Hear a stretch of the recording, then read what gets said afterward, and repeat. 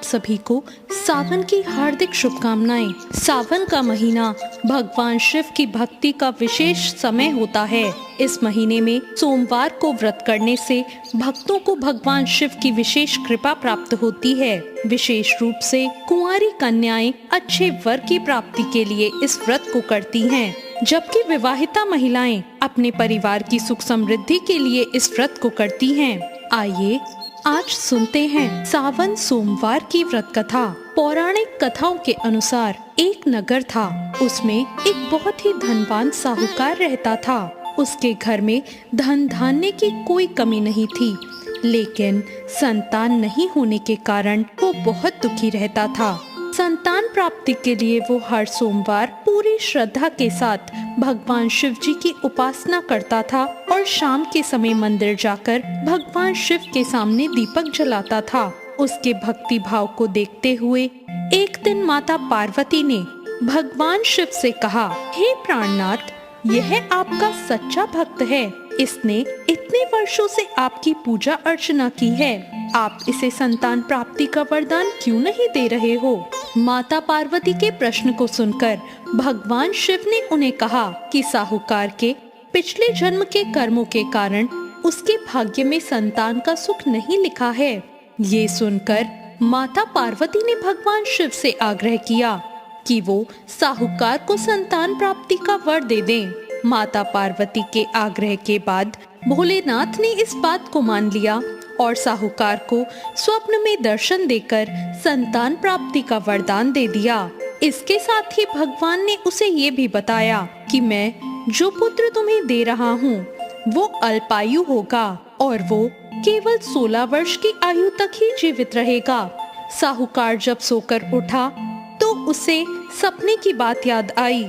उसे इस बात से बहुत प्रसन्नता हुई कि उसे पुत्र होने वाला है, लेकिन संतान को कुछ समय बाद खो देने के विचार से वो चिंतित हो गया। उसने पूरा वृतांत अपनी पत्नी को सुनाया। पुत्र की अल्पायु के बारे में सुनकर उसकी पत्नी भी बहुत दुखी हो गई। ये बात जानकर भी साहूकार ने भगवान शिव की पूजा में कोई कमी नहीं की।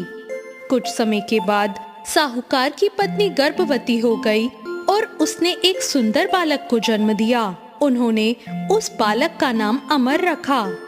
अब जब अमर 11 वर्ष का हुआ तो साहूकार ने उसे उसके मामा के साथ शिक्षा ग्रहण करने के लिए काशी भेज दिया। काशी जाने से पहले साहूकार ने बालक के मामा को कुछ धन दिया और कहा, तुम जिस मार्ग से जा रहे हो वहाँ यज्ञ और ब्राह्मणों को भोजन अवश्य कराते जाना। इसके बाद दोनों मामा भांजे काशी की ओर चल दिए। यात्रा करते हुए बालक और उसके मामा एक राज्य में विश्राम के लिए रुक गए। वहाँ पर राजा की पुत्री का विवाह हो रहा था, लेकिन जिस राजकुमार से उसका विवाह हो रहा था वो एक आंख से काना था। ये बात किसी को पता नहीं थी। राजकुमार के पिता को इस बात की चिंता थी कि अगर राजकुमारी को ये पता चल गया कि राजकुमार एक आंख से काना है तो वो शादी से मना कर देगी।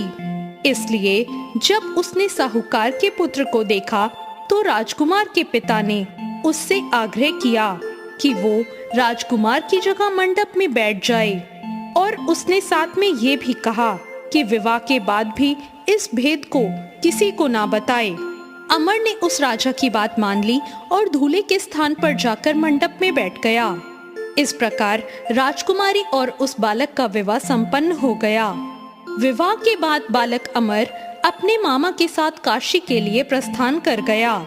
काशी जाने से पहले उस बालक ने राजकुमारी को पत्र के माध्यम से ये सब सच बता दिया। साथ ही ये भी बताया कि जिस राजकुमार से उसकी विदाई हो रही है वो एक आंख से काना है। सब सच जानकर राजकुमारी ने राजकुमार के साथ जाने से मना कर दिया। वहीं दूसरी ओर वो मामा भांजे काशी पहुंच गए। वहां कुछ साल रहने के बाद जब वो बालक 16 वर्ष का हुआ तो मामा भांजे ने एक यज्ञ का आयोजन किया।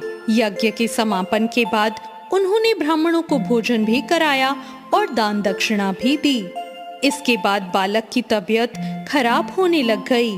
वो मूर्छित होकर जमीन पर गिर गया और उसकी मृत्यु हो गई।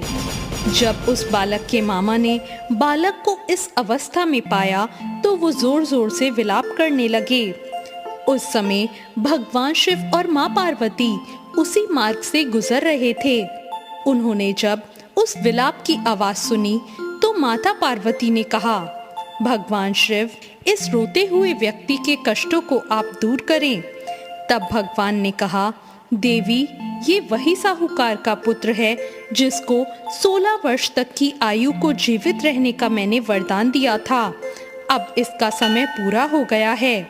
तब माँ पार्वती ने कहा, हे प्राणनाथ, इस बालक का पिता पिछले 16 वर्षों से सोमवार का व्रत करते हुए आपके सामने दीपक जलाता है। कृपा करके आप इसके दुखों को दूर करें। माता पार्वती के वचन सुनकर भगवान शिव ने अमर को जीवन का वरदान दे दिया और इसके बाद वो बालक तुरंत जीवित हो उठा। ये देखकर उसके मामा को बहुत प्रसन्नता हुई। इसके बाद काशी से पढ़ाई पूरी करने के बाद वो दोनों वापस घर की ओर निकल पड़े।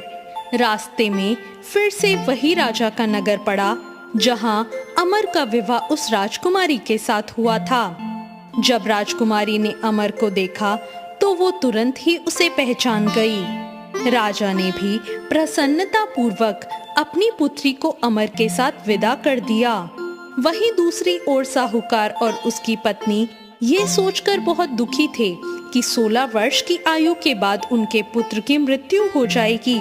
लेकिन जब उन्होंने देखा कि उनका पुत्र अपनी वधू के साथ सुरक्षित घर लौट के आ रहा है तो उनके सारे कष्ट दूर हो गए और उन्होंने बहुत खुशी से उनका स्वागत किया। इस प्रकार भगवान शिव की निरंतर आराधना और सेवा करने से साहूकार को न केवल पुत्र की प्राप्ति हुई बल्कि उसके पुत्र को जीवन दान भी मिला। इस कथा को सुनने वाले सभी मनुष्य पुण्य को पाते हैं। तो ये थी सावन सोमवार की व्रत कथा।